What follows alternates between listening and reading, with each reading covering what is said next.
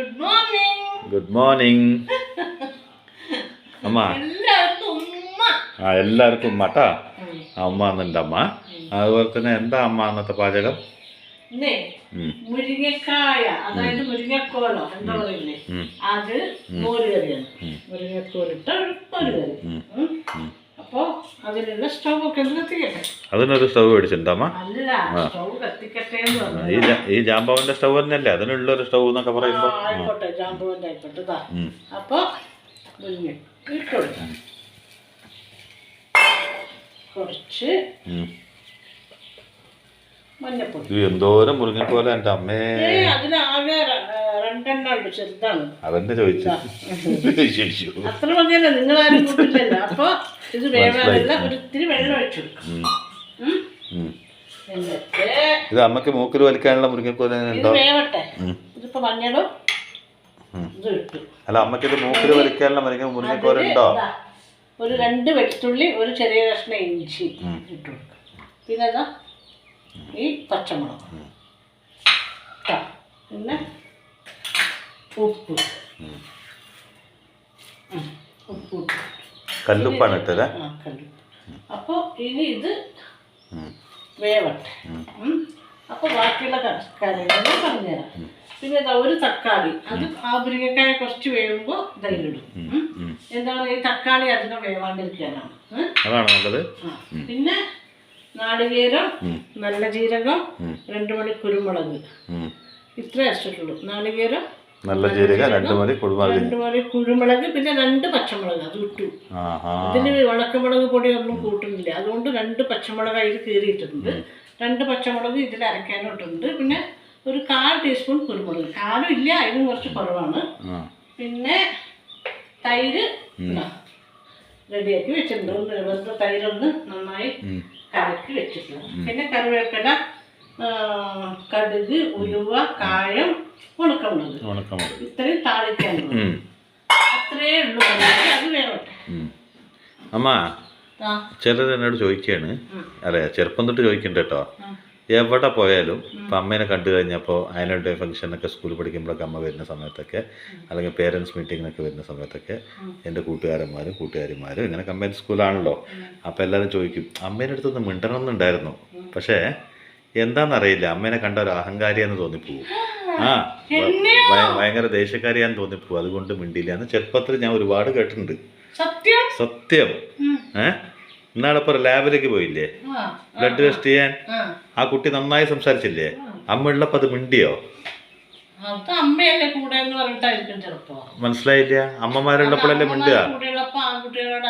അങ്ങനെയല്ല ഞാൻ ഉദ്ദേശിച്ചത്. അമ്മ ഉദ്ദേശിച്ചത് വേറെ, അങ്ങനെയല്ല.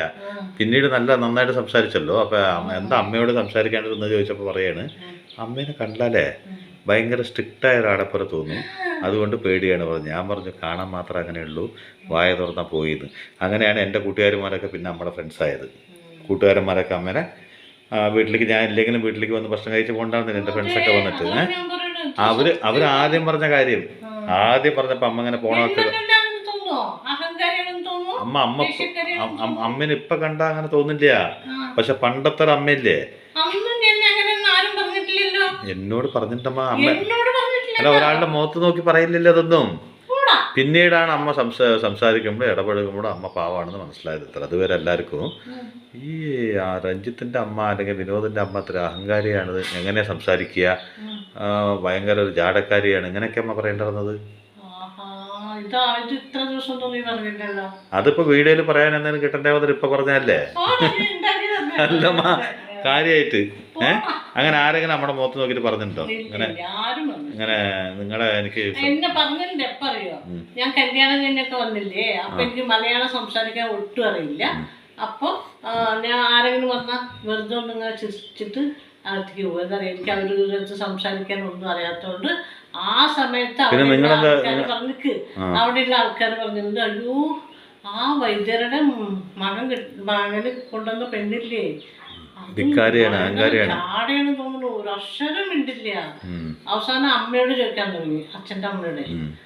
അതെ, എന്താ നിങ്ങളുടെ മരുമകള് ഒരു അക്ഷരം ഉണ്ടല്ലോ, ഇത്രയും ചാടയാന്ന് പറഞ്ഞു. അയ്യോ അത് അങ്ങനെയല്ല, അതിന് മലയാളം അറിയില്ല, അതുകൊണ്ടാണ്, അത് പാവാണെന്ന് അമ്മ പറഞ്ഞതിന് ശേഷം പിന്നെ ഞാൻ മലയാളമൊക്കെ കുറേശ്ശെ പഠിച്ചപ്പോൾ ഞാൻ സംസാരിക്കാൻ തുടങ്ങിയപ്പോൾ അവർക്കൊക്കെ എന്നെ ഭയങ്കര ഇഷ്ടമായിരുന്നു. പിന്നെ അമ്മയുടെ അച്ഛനോടും അമ്മേനോടൊക്കെ ബംഗാളി സംസാരിക്കേണ്ടത് അമ്മ? ഇല്ല, ഞങ്ങള് അമ്മയും അച്ഛനും മലയാളം പറയുമോ, പക്ഷെ നന്നായിട്ട് ഞങ്ങൾക്ക് സംസാരിക്കാൻ അറിയില്ല. ഞങ്ങൾ ഈ കന്നഡം പറഞ്ഞിട്ടേ ഞങ്ങള് തമ്മിൽ മക്കള് അച്ഛനെ കേൾക്കച്ചല്ല മാത്രം ഞങ്ങൾ മലയാളം അറിയുള്ളൂ. മലയാളം ഒരു വ്യത്യാസമുള്ള. പക്ഷെ നിങ്ങൾ പറയണ മലയാളമാണെന്ന് മനസ്സിലാക്കണമെങ്കിൽ മലയാളം കണ്ടുപിടിച്ച ആൾക്കാരെ വീണ്ടും കൂട്ടിക്കൊണ്ടേണ്ടി വരും അല്ലേ? ആദ്യം തൊട്ട് പഠിപ്പിക്കേണ്ട ഒരു ഇതാണ് മലയാളം എന്നുള്ളത്. ഞങ്ങൾക്ക് ബുദ്ധിയുണ്ട്, ഞങ്ങളെല്ലാം പഠിച്ചു. ഞങ്ങളന്ന് പറഞ്ഞാൽ അടുത്ത് മുഴുവൻ അതല്ലേ. അപ്പൊ എല്ലാവരും ആ ഭാഷകള് പല ഭാഷകളും സംസാരിക്കില്ലേ. അതിന്റെ ഇടയ്ക്ക് കുറച്ച് നേരമല്ലേ അച്ഛനോടും അമ്മയോടും സംസാരിക്കുമ്പോൾ മാത്രം മലയാളം. അതും എപ്പോഴും പറയും അത് അങ്ങനെയല്ല പറയുക, എങ്ങനെയാണ് പറയാന്നൊക്കെ പറഞ്ഞു തരും. പക്ഷെ ഞങ്ങൾക്കത് വരികയില്ല നാട്ടില്. അതാണ്.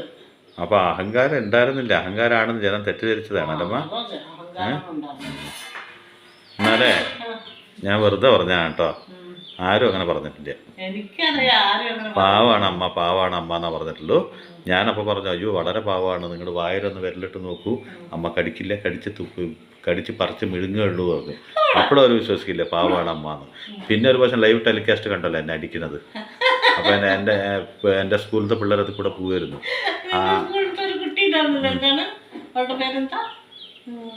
കുറേ കുട്ടികളുണ്ടായിരുന്നു.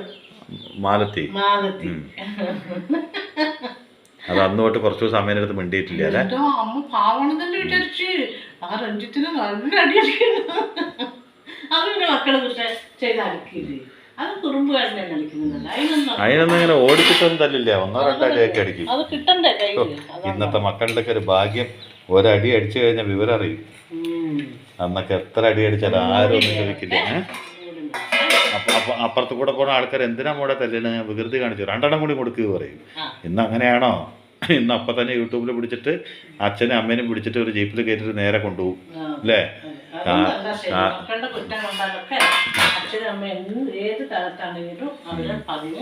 അതെ. അപ്പോൾ ഈ തക്കാളി കൂടി ഇട്ട് കൊടുക്കാം. തക്കാളി അധികം വേവണ്ട, അതാണ് ഈ മുരിങ്ങക്കായ ഒരു 15-മുക്കാലാകുമ്പോഴാണ് തക്കാളി ഇടാൻ പാടുള്ളൂ. തക്കാളി ഒരുപാട് വേവാണ്ട് ഇങ്ങനെ കിടക്കുന്നതാണ് ഈ മോരുകറിക്ക് ഒരു ടേസ്റ്റ്. ഇപ്പോൾ നമുക്കൊരു അഹങ്കാരം ഉണ്ടെന്നോ അല്ലെങ്കിൽ ഒരു ജാട ഉണ്ടെന്നോ മറ്റുള്ളവർ പറയണതാണോ നല്ലത്, അതോ പാവാണ്, നല്ലൊരു സ്ത്രീയാണ് അല്ലെങ്കിൽ നല്ലൊരു പയ്യനാണ് ഇങ്ങനെ പറയാൻ കേൾക്കാനാണോ ഏറ്റവും കൂടുതൽ ഇഷ്ടപ്പെടുക? എനിക്ക് അഹങ്കാരം ഉണ്ടെന്ന് പറയുന്നതൊന്നും ഇഷ്ടമല്ല. ആർക്കെങ്കിലും ഇഷ്ടമുണ്ടാവുമോ? ലോകത്ത് ആർക്കും ഇഷ്ടമുണ്ടാവില്ല. അപ്പോൾ ചിലർ, ഇപ്പം ഞാൻ പറഞ്ഞുതരാം, എന്താണെന്നറിയാം, ഒരു ചെറിയൊരു ഉദാഹരണ കഥ ഞാൻ പറഞ്ഞുതരാം കേട്ടോ. ഒരു ഫ്ലൈറ്റിൽ 2 പേര് യാത്ര ചെയ്തുകൊണ്ടിരിക്കുകയായിരുന്നു. അപ്പോൾ തൊട്ടടുത്ത ഫ്ലൈറ്റിലിരിക്കുന്ന ഒരാൾ ഒരു സയൻറ്റിസ്റ്റ് ആയിരുന്നു. അങ്ങനെ ആ സയൻറ്റിസ്റ്റ് തൊട്ടടുത്ത കസാലിലിരിക്കുന്ന ആളിനോട് പറഞ്ഞു, നിങ്ങൾ എന്താ ചെയ്യണമെന്ന് പറഞ്ഞു. ഞാൻ എന്തൊക്കെയോ ഓരോ കാര്യങ്ങൾ ചെയ്യാൻ വേണ്ടി തിരഞ്ഞുകൊണ്ടിരിക്കുകയാണ് പറഞ്ഞു. അപ്പോൾ ഇപ്പുറത്തിരിക്കുന്ന ആളോട് ആൾ തിരിച്ചു ചോദിച്ചു, നിങ്ങൾ എന്താ ചെയ്യണമെന്ന് ചോദിച്ചു. അപ്പോൾ പറഞ്ഞു, നോക്കൂ, നിങ്ങളടുത്ത് പൈസ ഉണ്ടാവുക, നിങ്ങൾ ഫസ്റ്റ് ക്ലാസ് കമ്പാർട്ട്മെൻറ്റ് എന്തോ പൈസയിൽ ഇരുന്നുണ്ടാവുക ഫ്ലൈറ്റിൽ. പക്ഷെ എന്നാലും ഫ്ലൈറ്റിൽ ഫസ്റ്റ് ക്ലാസ് കമ്പാർട്ട്മെൻറ്റിൽ നിങ്ങൾ ഇരുന്നുണ്ടാവുക, എന്നാലും ഞാനൊരു സയൻറ്റിസ്റ്റാണ്. അപ്പോൾ ഈ നാട്ടിന് ഈ സയൻറ്റിസ്റ്റിന് എന്ത് വിലയുള്ളത്? ഞങ്ങൾക്കൊരു സ്പെഷ്യൽ ആയിട്ടൊരു ചേര്, അങ്ങനെയുള്ള നമുക്കൊരു സ്പെഷ്യൽ റെസ്പെക്റ്റ് ഒക്കെ തരണം. ഒരു നാടിന് വേണ്ടിയിട്ട് പ്രയത്നിക്കുന്ന ആൾക്കാരല്ല അങ്ങനെയാണ് ഇങ്ങനെയാണെന്നൊക്കെ പറഞ്ഞ് എൻ്റെ പുതിയ കണ്ടുപിടുത്താണ്. അതിൻ്റെ ഓരോ സയൻറ്റിസ്റ്റുമാരും ഒരുമിച്ച് കൂടുന്നൊരു സ്ഥലം ഉണ്ടായിരുന്നു. ഒരു വിജ്ഞാനിയാണ് ഒരാൾ. അപ്പോൾ അയാൾ ഇങ്ങനെ പറഞ്ഞുകൊണ്ടിരുന്നു, ഒരു സയൻറ്റിസ്റ്റ് ഇങ്ങനെ പറഞ്ഞുകൊണ്ട്, ഞാൻ ഇന്ന സ്ഥലത്തേക്ക് പോവുകയാണ്, അവിടെ ഒരു മീറ്റിംഗ് ഉണ്ട്, അവിടെ നിന്നൊരു ചീഫ് ഗസ്റ്റ് വരും, അവരെ നമ്മൾ കാണും, ഓരോരുത്തരുടെ കണ്ടുപിടുത്തങ്ങൾ നമ്മുടെ ആൾക്ക് കാണിച്ചു കൊടുക്കും, അങ്ങനെയാണ് ഇങ്ങനെയാണ്. ഇവിടെ നോക്കും, പൈസ ഉള്ളത് കൊണ്ട് എല്ലാവരും ഒരുമിച്ചിരുന്ന് വരികയാണ്. അവിടെ നാടിന് വേണ്ടി ഇത്രയൊക്കെ പുതു കണ്ടുപിടുത്തങ്ങളൊക്കെ കണ്ടുപിടിക്കുന്ന ഒരു വിജ്ഞാനി എന്ന് പറഞ്ഞാൽ അതിൻ്റെ ആ ഒരു പവറുണ്ട്. നമുക്കും സാധാരണക്കാരുടെ ഇടയിലൊരു സീറ്റാണ്, ഇതൊക്കെ മാറ്റേണ്ട സമയമായി, ഇങ്ങനെയൊക്കെ പറഞ്ഞു വരുമ്പോൾ അപ്പുറത്തിരിക്കുന്ന ആൾ പറഞ്ഞു, ശരിയാണ്, ശരി, അപ്പോൾ നിങ്ങളുടെ കാര്യങ്ങളൊക്കെ വിജയിക്കട്ടെ ഇങ്ങനെയൊക്കെ പറഞ്ഞിട്ട് കാര്യങ്ങൾ അതിൻ്റെ രീതിയിൽ പോയി. അമ്മ എന്തിനാണ് ചിരിക്കണത്? ഇവൻ എപ്പോഴും ബുദ്ധിവാദം പറയാനുള്ള പറഞ്ഞിട്ടല്ലേ? ഇത് ബുദ്ധിവാദമല്ലമ്മ. അപ്പോൾ ഇത് എപ്പോഴും എന്താ ഒരു ഉദാഹരണം അവൻ പറയണത്, എവിടുന്ന് എന്ത് പിടിച്ചിട്ടാണ് അവൻ വരുന്നതെന്നല്ല അവൻ ചിന്തിക്കുന്നത്. അപ്പോൾ ഓരോ ദിവസം ഈ മുരിങ്ങക്കായ ആയാലും നിനക്ക് മുരിങ്ങക്കായ ഇന്നത്തെ കുറച്ചുണ്ടല്ലോ. അപ്പോൾ ഇത് ഈ അരപ്പില്ലേ, നാളികേരം, ജീരകം, കുരുമുളകും പച്ചമുളകും അരച്ചത്, അത് ഇതിലിട്ട് കൊടുക്കാം. അത് വേവട്ടെ ഇതിൽ കിടന്നിട്ട്.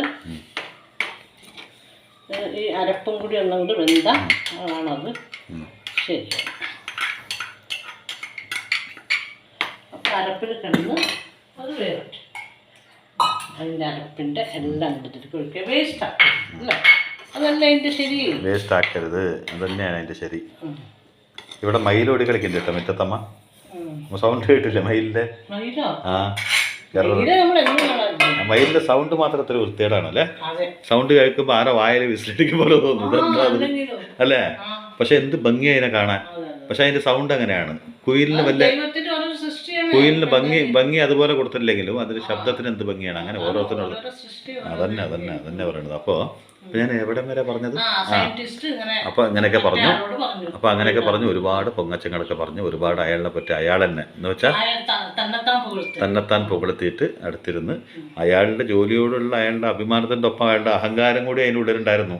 അപ്പോൾ ഇതൊക്കെ കഴിഞ്ഞ് ഇയാൾ എത്തേണ്ട ആ സ്ഥലത്തെത്തി. അങ്ങനെ എത്തുമ്പോൾ അവിടെ ആയിരക്കണക്കിന് സയൻറ്റിസ്റ്റുകൾ അവിടെ ഉള്ളൊരു ചേംബറാണ്, അവിടെ ഇരിക്കുന്നുണ്ട്. അപ്പോൾ മുഖ്യ അതിഥിനെ വിളിച്ചു. നിങ്ങളെ കാണാൻ വന്ന മുഖ്യ അതിഥി വരാൻ പോവുകയാണ് എന്ന് പറഞ്ഞപ്പോൾ ഈ വ്യക്തി, ആ ഫ്ലൈറ്റിലിരുന്ന സയൻറ്റിസ്റ്റ് ഇല്ലേ, ഞെട്ടിപ്പോയി. എന്താ കാരണം അറിയോ?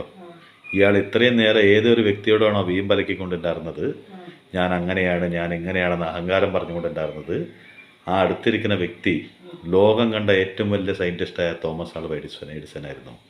കാരണം ഇത്രയും വലിയ കണ്ടുപിടുത്തങ്ങൾ കണ്ടുപിടിച്ച ഒരാളും ഭൂമിയിൽ ജനിച്ചിട്ടും ഇല്ല, ഇനി ജനിക്കുമെന്ന് അറിയില്ല.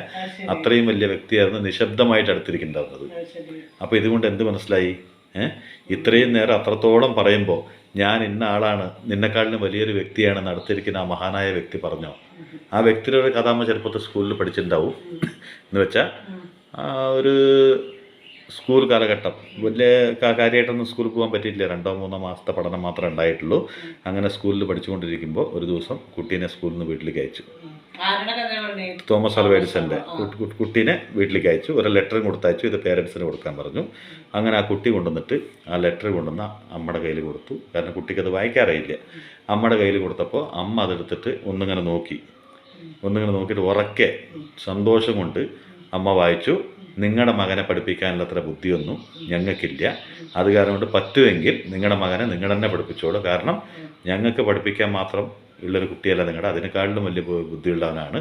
അപ്പോൾ നിങ്ങൾ നിങ്ങളുടെ വീട്ടിൽ കൊണ്ടുപോയി പഠിപ്പിച്ചോളൂ എന്ന്. ആ ലെറ്റർ വായിച്ചപ്പോൾ തോമസ് ആൽവ എഡിസന് വല്ലാത്തൊരു പവറായി. ഈ സ്കൂളിൽ പഠിക്കുന്ന ആ കുട്ടികളിനെക്കാളും ഞാൻ ഭയങ്കര ബുദ്ധിയുള്ളൊരു കുട്ടിയാണല്ലോ, എൻ്റെ അമ്മ അങ്ങനെ പറഞ്ഞല്ലോ എന്ന് പറഞ്ഞാൽ കുട്ടി ഭയങ്കര ഊർജ്ജസ്സായിട്ട് കുട്ടി ആ സ്കൂളിൽ പോകാത്ത വിഷമമൊക്കെ മറന്നിങ്ങനെ ജീവിച്ചുകൊണ്ടിരിക്കും. ഒരു ദിവസം വീട് ക്ലീൻ ചെയ്തുകൊണ്ടിരിക്കുകയായിരുന്നു അത്ര. അങ്ങനെ വീട് ക്ലീൻ ചെയ്തുകൊണ്ടിരിക്കുന്ന സമയത്ത് ഒരു ചെറിയൊരു കടലാസ് കിട്ടി. ആ കടലാസിൻ്റെ ഒരു തുണ്ട് കിട്ടി. ആ കടലാസ് എന്താണെന്ന് നോക്കുമ്പോൾ അന്ന് സ്കൂളിലെ മാഷ് എഴുതി തന്ന കടലാസായിരുന്നു. അതിൽ എഴുതിയിരിക്കുന്നത് നിങ്ങളുടെ മകനൊരു മന്ദബുദ്ധിയാണ്, ഈ മകനെ ഒരു മാഷിനും പഠിപ്പിക്കാൻ പറ്റില്ല, അതുകൊണ്ട് ഒരു അക്ഷരം പോലും നിങ്ങളുടെ കുട്ടിക്ക് തലയിൽ കയറില്ല, അതുകൊണ്ട് സ്കൂളിൽ പഠിപ്പിക്കാൻ നിങ്ങളുടെ മകൻ യോഗ്യനല്ല എന്നായിരുന്നു എഴുതിയിട്ടുണ്ടായിരുന്നത്. പക്ഷേ ആ എഴുത്ത് വായിച്ചു കഴിഞ്ഞാൽ കുട്ടിക്ക് വിഷമാവെന്ന് പറഞ്ഞിട്ട് അമ്മ അതിനെ വേറെ രീതിയിൽ പറഞ്ഞു കൊടുത്തു. കാരണം കുട്ടിക്ക് വിഷമമായിട്ട് ജീവിക്കാനുള്ള ഒരു പ്രചോദനം നഷ്ടപ്പെടാൻ പാടില്ല വന്നിട്ട് അമ്മയുടെ ഒരു മനോഭാവം ഉള്ളിൽ കരഞ്ഞുകൊണ്ട് അമ്മ പുറത്ത് ചിരിച്ച് ആ കുട്ടീനെ സ്വാന്തനപ്പെടുത്തി. അപ്പോൾ എഡിസൺ എന്ത് ചെയ്തു? കുറേ നേരം പോയിട്ട് ഒറ്റയ്ക്കിരുന്ന് കരഞ്ഞു. അന്ന് ലോകം മന്ദബുദ്ധി എന്ന് വിളിച്ച തോമസ് ആൽവ എഡിസൺ എന്ന ലോകം കണ്ട ഏറ്റവും വലിയ ബുദ്ധിശാലി. എന്ന് വെച്ചാൽ 1000ന്റെ മുകളിൽ കണ്ടുപിടുത്തങ്ങൾ കണ്ടുപിടിച്ച് ലോകത്ത് ഇന്ന് വേറെ ആളുടെ ആ റെക്കോർഡുണ്ടല്ലോ, അത് ബീറ്റ് ചെയ്യാൻ ലോകത്ത് ആരെ കൊണ്ട് സാധിച്ചിട്ടില്ല. ഒരു 3 മാസമോ 4 മാസം മാത്രം സ്കൂളിൽ പോയ തോമസ് ആൽവ എഡിസനാണ് ഇന്ന് ലോകത്ത് കണ്ടുപിടിച്ച ഏറ്റവും വലിയ വിജ്ഞാനി എന്ന് പറയുമ്പോൾ ലോകത്തെ ഏറ്റവും വലിയ സയൻറ്റിസ്റ്റ് ആരാന്ന് ചോദിച്ചാൽ one and only Thomas Alva എഡിസനാണ്. അപ്പോൾ ഇതുകൊണ്ട് എന്താ നമുക്ക് മനസ്സിലായത്? നമ്മൾ എത്ര ഉന്നതമായ സ്ഥാനത്തെത്തിയാലും അഹങ്കാരം നമുക്ക് പാടില്ല എന്നൊന്ന്, അത് തോമസ് ആൽവ എഡിസൺ ആ ഫ്ലൈറ്റിൽ നിന്ന് കാണിച്ചു തന്നു. രണ്ടാമത്തെ കഥ നമുക്ക് എന്താ പഠിപ്പിച്ചറിയോ? നമ്മൾ ഒന്നിനും വേണ്ടാത്താണെന്ന് ലോകം നമ്മളെ മുദ്ര കുത്തും. നീ ഒന്നിനും കൊള്ളില്ല എന്ന് പറയും. പക്ഷെ നിന്റെ ഉള്ളിൽ നിന്നെ സൃഷ്ടിച്ചതും നിന്നെ കുറ്റം പറയണമെന്ന് സൃഷ്ടിച്ച ഒരു ദൈവമായതുകൊണ്ട് ഒരു പ്രത്യേകതയില്ലാത്ത ഒരു ജീവനെയും ഒരു ജീവജാലത്തിനും ലോകത്ത് സൃഷ്ടിച്ചിട്ടേ ഇല്ല. അപ്പോൾ ഈ നിരുത്സാഹപ്പെടുത്തുന്ന ആൾക്കാരുണ്ടല്ലോ, അവർ ഈ പറയുമല്ലോ നിന്നെ കൊണ്ട് ഒന്നിനും പറ്റില്ല, നീ ചിലപ്പോൾ 10 പൈസയ്ക്ക് വേണ്ടി ഇറക്കേണ്ടി വരും റോട്ടിലിറങ്ങിയിട്ട്, അല്ലെങ്കിൽ 100 രൂപയ്ക്ക് വേണ്ടി തണ്ടേണ്ടി വരും, ഇന്ന ആളില്ലെങ്കിൽ എന്നൊക്കെ നിങ്ങളെ ശപിച്ച് നിങ്ങളുടെ ഒന്നിനും കൊള്ളാത്തവന്ന് വന്ന് പ്രോത്സാഹനക്കുറവ് വരുത്തുന്ന കുറേ ആൾക്കാരുണ്ടല്ലോ. ഈ ആൾക്കാരുടെ പ്രോത്സാഹനക്കുറവും കൊണ്ട് നിങ്ങളുടെ ഉള്ളിൽ ആ തീ കെട്ടുപോയാൽ നിങ്ങൾ ഒരിക്കലും ഒരു തോമസ് ആൽവ എഡിസൺ അല്ല, ഒരു സാധാരണ മനുഷ്യനും കൂടി ആവില്ല. അപ്പോൾ നിങ്ങളുടെ ഉള്ളിലൊരു ഊർജ്ജം വരണമെങ്കിൽ നിങ്ങളുടെ ഉള്ളിൽ ഇതുപോലെ ഒരു അമ്മ, അച്ഛൻ അല്ലെങ്കിൽ ഒരു ഷോൾഡർ, ഒരു കൈ വേണം. ഒരാളിനെ പ്രോത്സാഹിപ്പിക്കുക, എന്താണെന്ന് പറഞ്ഞാൽ നിനക്ക് കഴിയും എന്ന് പറയാനൊരു ശക്തി അത് വേണ്ടെന്ന് ഞാൻ പറയില്ല. അങ്ങനെ ഒരു ശക്തി നമ്മുടെ ഒപ്പം ഉണ്ടാവണം. ഒരു ഒന്ന് തോളത്തൊന്ന് തൊട്ടിട്ട് നിനക്കും കഴിയുമെന്ന് പറയാൻ ഒരു വ്യക്തി ഭൂമിയിൽ നമുക്ക് ഉണ്ടായിരിക്കണം. അതുപോലെ 1000 പേര് വിരൽ ചൂടുമ്പോൾ നിനക്ക് ഒന്നിനും കഴിയില്ല എന്ന് പറഞ്ഞിട്ട് ജീവിതത്തിൽ നീ ഒരു വട്ടം ചിന്തിച്ചു കഴിഞ്ഞാൽ പിന്നെ ഒരിക്കലും നിനക്കൊരു ഉയർച്ച ഉണ്ടാവില്ല. ജീവിതത്തിൽ നീ ഉയർന്ന് പോവില്ല. അന്ന് തോമസ് ആൽവ എഡിസൺ ആ കത്ത് വായിച്ചിട്ട് ഇത്രയും മോശപ്പെട്ടവനാണോ ഞാനെന്ന് വിചാരിച്ച് ഡിപ്രഷനിൽ പോയിട്ടുണ്ടെങ്കിൽ ഈ ലോകത്ത് ഇത്രയും വലിയൊരു സയൻറ്റിസ്റ്റിനെ നമുക്ക് കിട്ടുന്നുണ്ടായിരുന്നു. അപ്പോൾ അതാണ് ജീവിതത്തിൻ്റെ വാശി. ഓഫ് ചെയ്തിട്ട് നമുക്ക് ഈ തൈര് ഇതിൽ വെച്ച് കൊടുക്കണം. ഓഫ് ചെയ്തിട്ട് എടുക്കാൻ പോകുന്നു. അപ്പോഴാണ് അതിന് എന്താ മൺകലല്ലേ, അപ്പോൾ അതിലിരുന്നിട്ട് തന്നെ അത് ശരിയായിക്കോളും. അപ്പോൾ ഓഫ് ചെയ്തതിൻ്റെ ശേഷം നമുക്ക് ഈ തൈര് ഇട്ട് കൊടുക്കുക. എന്നിട്ട് ഇത് ഒന്ന് താളിക്കുക. അത്രയും വേണ്ടു കണ്ടോ. എന്നിട്ട് അതിലാദ്യം ഇത്തിരി കറിവേപ്പില ഇട്ട് കൊടുക്കുക. കറിവേപ്പില കിടക്കട്ടെ ഇത്തിരി കൂടുതൽ. എന്നിട്ട് അടച്ചു വെച്ചിട്ട് നമുക്ക് കണ്ടോ ഈ തക്കാളി ഇത്രേ വേവാൻ പാടുള്ളൂ. അപ്പോൾ അതിനൊരു ടേസ്റ്റാണ്. ഉപ്പ് മാത്രം ഒന്ന് നോക്കാം. പാകാണ് കുറച്ച്. അപ്പോൾ ഇതിൽ ഏറ്റവും വലിയൊരു ഉദാഹരണം എന്താ അറിയോ, നമ്മൾ എത്ര തന്നെ ഉയരങ്ങളിലേക്ക് കയറി പോയിക്കൊണ്ടിരുന്നെങ്കിലും ആ ഉയരങ്ങളിൽ നിന്ന് നോക്കുമ്പോൾ നമ്മൾ താഴേക്ക് നോക്കുമ്പോൾ എന്താ ഉണ്ടാവുക? അല്ലമ്മ, നമ്മുടെ തല കുനിയും. എന്തിനാണ് ഇത്രയും വലിയ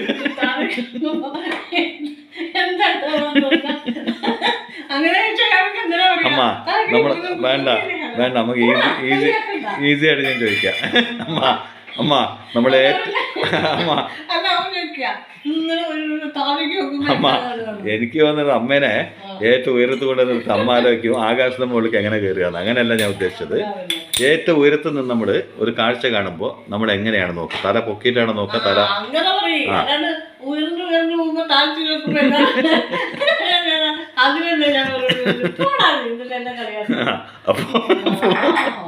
ഭൂമി ഭാഗ്യത്തിൽ നമുക്ക് മാങ്ങ കണ്ടില്ലല്ലോ, അത് വലിയൊരു കാര്യം. അപ്പൊ അമ്മ അപ്പൊ ഞാൻ പറഞ്ഞൊരു കാര്യം അമ്മ കോമഡി ആക്കി കളയരുത്. നല്ല സീരിയസ് ആയിട്ടൊരു കാര്യം പറഞ്ഞാണ്. ഇങ്ങനെ കൊറേ ചെയ്യരുത്. അപ്പോൾ നമ്മൾ ഏറ്റവും ഉയരങ്ങളിലെത്തുമ്പോൾ നമ്മൾ താഴെയുള്ള കാഴ്ച കാണാൻ വേണ്ടിയിട്ടാണല്ലോ ഒരു കുന്നിൻ്റെ മുകളിൽ നമ്മൾ കയറുന്നത്. അവിടുന്ന് കയറുമ്പോൾ ആ വ്യൂ ഭയങ്കര ഭംഗിയായിരിക്കുമല്ലോ.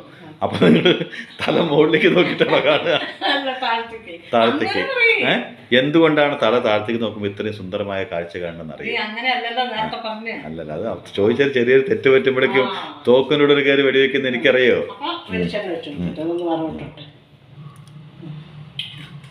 എൻ്റെ അമ്മേ ശ്രദ്ധിച്ച് ചോദിച്ചില്ലെങ്കിൽ അമ്മ എന്തൊക്കെ ചെയ്യുന്ന എനിക്കൊരു പിടിയില്ല കേട്ടോ. താഴേക്ക് നോക്കി എന്ത് കാണുന്നു?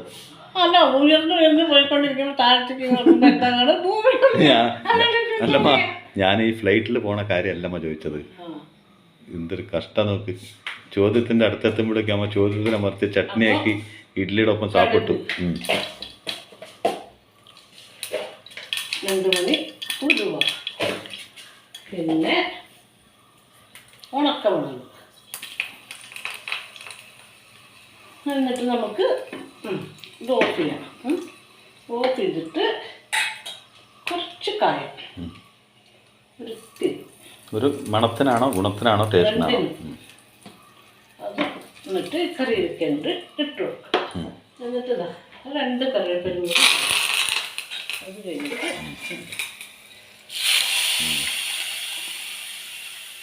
പണ്ട് ദ്രോണാചാര്യർ അർജുനനോട് ചോദിച്ചത്രേ ആ മരത്തിൻ്റെ കൊമ്പിൽ എന്താ കാണണമെന്ന്.